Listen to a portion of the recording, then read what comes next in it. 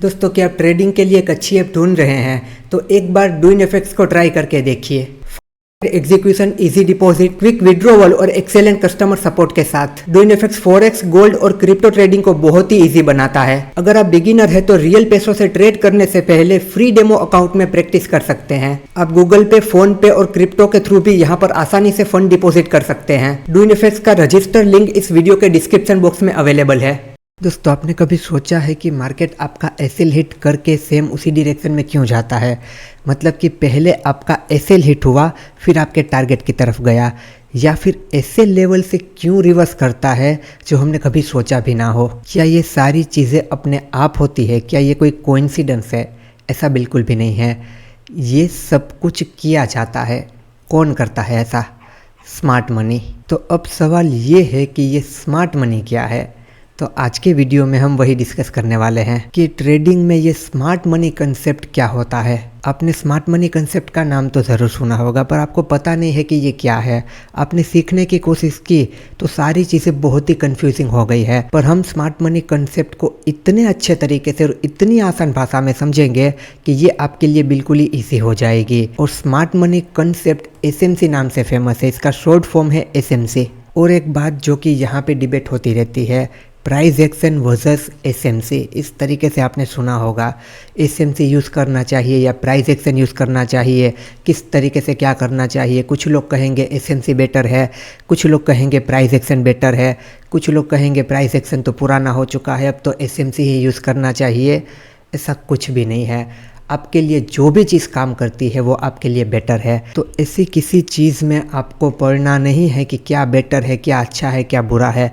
आपके लिए जो भी काम करता है, जो भी आपको समझ में आता है वो आपके लिए बेटर है। तो यहाँ पर हमें लड़ाई बिल्कुल भी नहीं करनी है कि प्राइस एक्शन बेटर है या एसएमसी बेटर है, क्योंकि ये जो एसएमसी का कंसेप्ट है ना, वो प्राइस एक्शन से ही निकला है।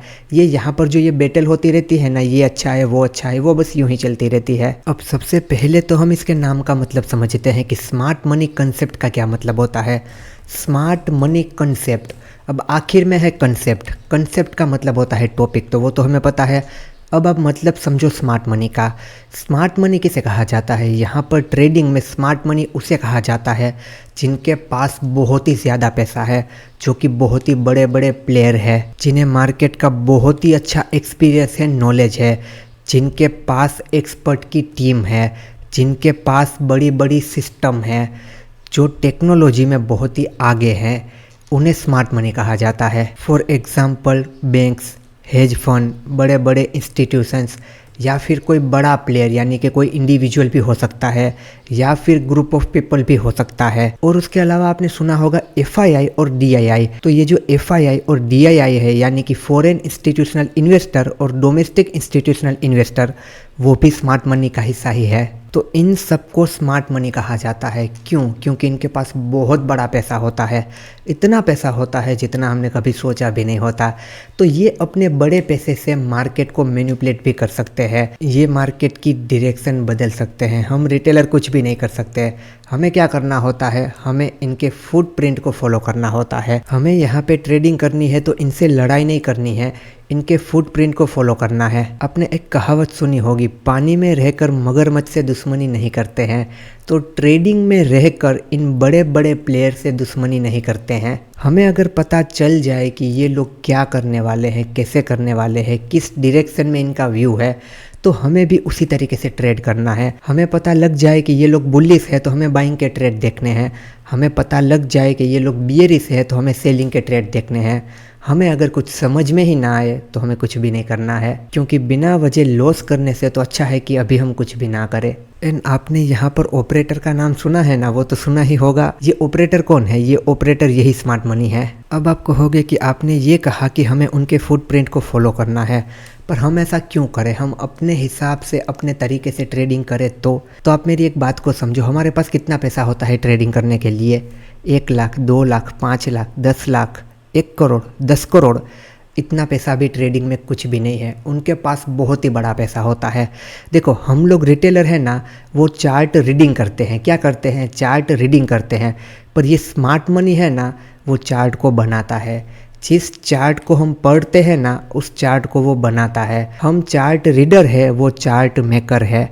तो हम उनके अगेंस्ट जाके ट्रेड नहीं कर सकते। हम ये नहीं कह सकते कि वो बाय कर रहा है तो मैं सेल करूँ, इस तरीके से नहीं करना है। हमें सही तरीके से सारी चीज़ों को सीख कर, सारी चीज़ों को समझ कर, रिस्क मैनेजमेंट करके ट्रेड करना है। आपने काफ़ी बार फेक ब्रेकआउट और फेक ब्रेकडाउन देखे होंगे, वो कौन कराता है? वो यही स्मार्ट मनी कराता है। अब ये बात समझना कि ये SMC smart money concept retailer को क्यों फंसाता है, रिटेलर का पैसा क्यों लॉस करवाता है। उनके पास तो इतना सारा पैसा होता है तो वो रिटेलर के पैसों के पीछे क्यों होता है। अब एक बात ये समझना कि ये स्मार्ट मनी कंसेप्ट रिटेलर को कैसे फंसाता है। जिन लोगों को कुछ भी नहीं आता, जो बिगिनर है, जो टिप्स पर काम करते हैं, किसी से पूछ के काम करते हैं या अपनी गट फीलिंग पर काम करते हैं कि मुझे ऐसा लग रहा है, उन लोगों का लॉस ये स्मार्ट मनी कैसे कराता है। देखिए, यहाँ पर ट्रेडिंग में हमें बाइंग करनी हो या सेलिंग करनी हो, हम ऑर्डर लगाते हैं। अब मान लीजिए मुझे कुछ बाय करना है तो सामने कोई ना कोई सेलर होना चाहिए ना। अगर कोई सेलर ही नहीं होगा तो मैं बाय किससे करूँगा। या फिर मुझे कुछ सेल करना है तो सामने कोई ना कोई बायर होना चाहिए ना। अगर सामने कोई बायर्स ही नहीं होगा तो मैं किससे बाइंग करूँगा। तो इसी तरीके से इस स्मार्ट मनी को यहाँ पे ट्रेडिंग करनी है। यहाँ पर स्टॉक्स में, क्रिप्टो में, कहीं पर भी कुछ भी बाय या सेल करना है तो सामने ऑपोजिट पार्टी होनी चाहिए ना। मान लीजिए स्मार्ट मनी को यहाँ पर बाइंग करनी है तो सामने सेलर्स अवेलेबल होने चाहिए। उन्हें अगर सेलिंग करनी है तो सामने बायर्स अवेलेबल होने चाहिए। तो ये सामने जो बायर्स और सेलर्स अवेलेबल होने चाहिए वो कौन होते हैं? आपके मेरे जैसे रिटेलर होते हैं और इनके पास बड़ी कैपिटल होती है। ये बड़े बड़े ट्रेड लेते हैं, इनकी क्वांटिटी भी ज़्यादा होती है। हमारी तरह 5, 10, 50, 100 या 200 क्वांटिटी नहीं होती, लाखों में इनकी क्वांटिटी होती है। तो वहाँ पर उनके बड़े बड़े ऑर्डर लगते हैं। तो मान लीजिए उन्हें कहीं पर बाइंग करना है तो सामने सेलर्स अवेलेबल होने चाहिए। सामने सेलर्स अवेलेबल नहीं होंगे तो वो बाइंग भी नहीं कर पाएंगे। तो वहाँ पर अपने ऑर्डर को फिल करने के लिए वो क्या करते हैं उस बात को समझना। अब मान लीजिए कि प्राइस यहाँ पर देखो इस तरीके से चल रही है। अब यहाँ पर स्मार्ट मनी को बाइंग करना है। क्या करना है? स्मार्ट मनी बाइंग करना चाहता है, उसे अपना बड़ा ऑर्डर लगाना है। अब उसे पता है कि यहाँ पर तो कोई ट्रेड करेगा नहीं, यहाँ पर साइडवेज मार्केट चल रहा है, यहाँ पर तो इसी रेंज में है। तो स्मार्ट मनी क्या करेगा? यहाँ पर ब्रेक डाउन करवाएगा। क्या करेगा? ब्रेक डाउन करवाएगा। आप कहोगे कि वो ब्रेक डाउन कैसे करवाएगा? मैंने कहा ना, उनके पास बहुत ही बड़ा पैसा होता है। तो वो क्या करेगा? कुछ क्वांटिटी को यहाँ से शॉर्ट करेगा, सेल करेगा, तो प्राइस नीचे की तरफ जाएगी। इस सपोर्ट को यहाँ से ब्रेक कर देगी। तो यहाँ से जब प्राइस नीचे की तरफ जाएगी ना, तो आपके मेरे जैसे रिटेलर जो सपोर्ट ब्रेकडाउन पे ट्रेड लेते हैं ना, वो जाग जाएंगे। सपोर्ट को ब्रेक होता हुआ देखकर सारे रिटेलर यहाँ पर सेल करने आ जाएंगे। क्या करने आ जाएंगे? सेल करने आ जाएंगे। तो यहाँ पर सारे रिटेलर सेल करेंगे। स्मार्ट मनी को क्या करना है? बाय करना है। तो यहाँ पर वो अपने बाइंग के ऑर्डर लगाएगा, सामने सारे रिटेलर सेलिंग के ऑर्डर लगाएंगे। तो वहाँ पर एक ट्रांजैक्शन मैच हो जाएगा। एक पार्टी को बाइंग करना है, यहाँ पर एक पार्टी को सेल करना है।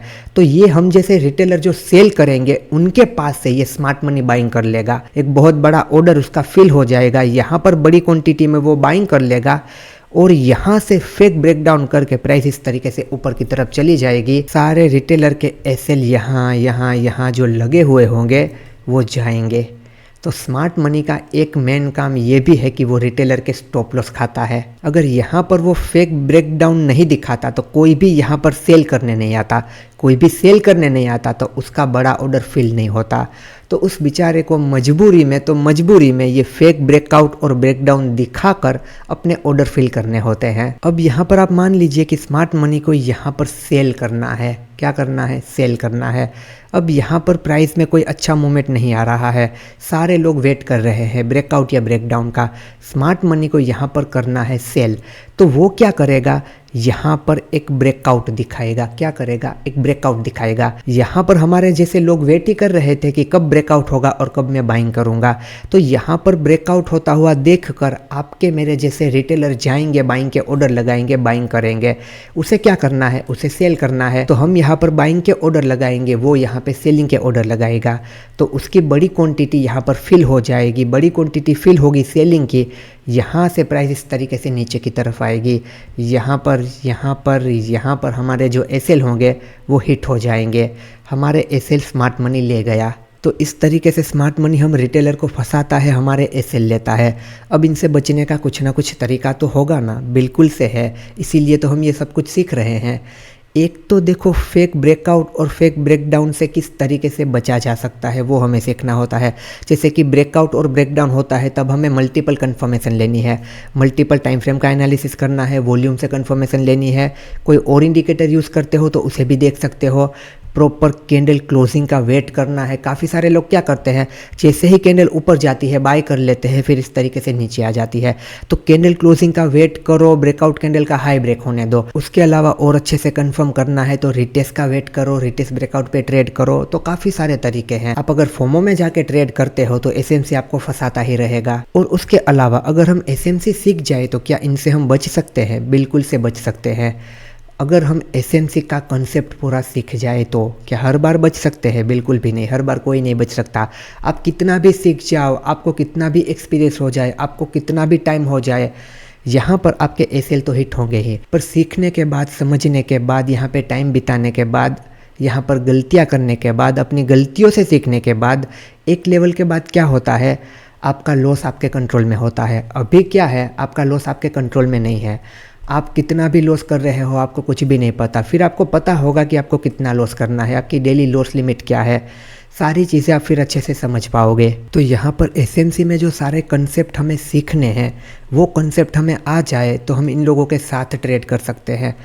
अब आपके दिमाग में एक सवाल ये भी आ रहा होगा कि यहाँ पर ये जो एसएमसी का कंसेप्ट है तो ये इंस्टीट्यूशन यूज़ करते हैं, ये हमें कैसे पता चलेगा? जैसे कि मैंने कहा कि स्मार्ट मनी किसे कहा जाता है, जो बड़े बड़े इंस्टीट्यूशन होते हैं, तो ये लोग इस टेक्निक को यूज़ करते हैं, यानी कि स्मार्ट मनी को यूज़ करते हैं। एसएमसी में जो जो टॉपिक हमें सीखने हैं उसे वो यूज़ करते हैं। तो क्या किसी भी बड़े इंस्टीट्यूशन ने आकर ऐसा कहा है कि देखो रिटेलर, मैं स्मार्ट मनी कंसेप्ट यूज़ करता हूँ, आप लोग भी वो सीख जाओ तो आपका हम लॉस नहीं करवा पाएंगे, आप हमारे साथ ट्रेड करना? तो ऐसा तो नहीं है, किसी ने आकर ऐसा नहीं कहा है कि मैं यहाँ पे स्मार्ट मनी कंसेप्ट यूज़ करता हूँ। तो हम ये कैसे मान ले कि ये स्मार्ट मनी कंसेप्ट है, ये बड़े बड़े प्लेयर यूज़ करते हैं? तो यहाँ पर चार्ट पर ना कुछ ऐसे सिग्नल मिलते हैं कि जिनके ऊपर से हम ये अंदाज़ा लगा सकते हैं कि स्मार्ट मनी कंसेप्ट को, यानी कि इस टेक्निक को बड़े बड़े प्लेयर यूज़ करते हैं। तो देखिए स्मार्ट मनी के टॉपिक में देखो प्राइस इस तरीके से यहाँ पर है, देखो इस तरीके से यहाँ पर है, फिर अचानक से इतनी बड़ी कैंडल यहाँ पर इस तरीके से बन जाती है। ये हम स्मार्ट मनी में सीखेंगे। तो ये कैंडल हम रिटेलर नहीं बना सकते हैं, ये कैंडल एक बड़ा प्लेयर ही बना सकता है। तो यहाँ से हमें पता चलता है कि ये एक स्मार्ट मनी का कंसेप्ट है और यहाँ से प्राइस में इतना बड़ा मूवमेंट आया है, यहाँ से प्राइस में इतना बड़ा मूवमेंट आया है, मतलब कि यहाँ पे स्मार्ट मनी ने एंटर किया है।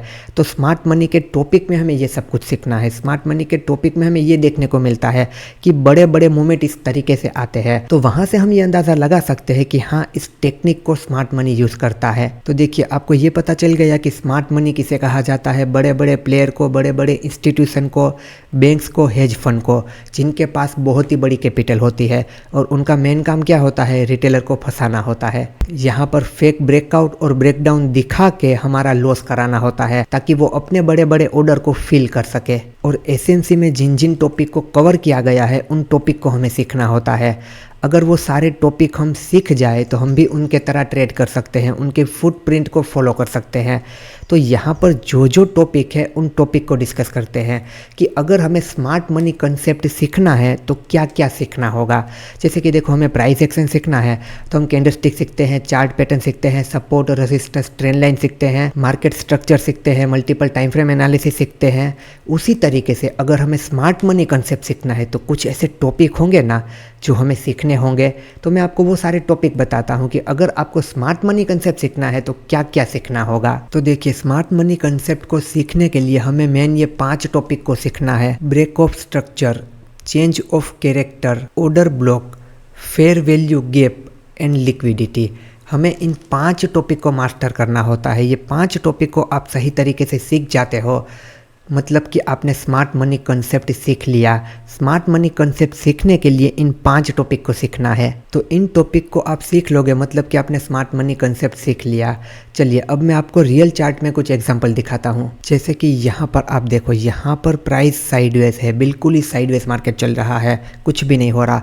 अब यहाँ पर स्मार्ट मनी को सेल करना है, उसे अपने बड़े ऑर्डर को फिल करना है। तो यहाँ पे रिटेलर कुछ भी नहीं करेगा क्योंकि साइडवेज मार्केट चल रहा है। अब रिटेलर भी थोड़े स्मार्ट हो चुके हैं, पर ये स्मार्ट मनी उनसे भी ज़्यादा स्मार्ट तरीक़ों का यूज़ करता है, क्योंकि बड़ा पैसा है ना, बड़ा पैसा होता है ना तो कॉन्फिडेंस भी अच्छा रहता है। तो देखो यहाँ पर वो क्या करेंगे, फेक ब्रेकआउट को क्रिएट करेंगे, जैसे कि यहाँ पर किया। यहाँ पर उन्होंने फेक ब्रेकआउट को क्रिएट किया। ब्रेकआउट को होता हुआ देखकर सारे लोग यहाँ पर बाइंग करने के लिए जाएंगे। हम जैसे लोग यहाँ पर बाइंग करेंगे, वो क्या करेगा, वो अपने बड़ी क्वांटिटी में यहाँ पे सेल करेगा, क्योंकि उसे बायर्स चाहिए थे, बायर्स मिल चुके। फिर देखो ये होता है, आया यहाँ पर देखो बहुत ही बड़ा मूवमेंट यहाँ पर आया।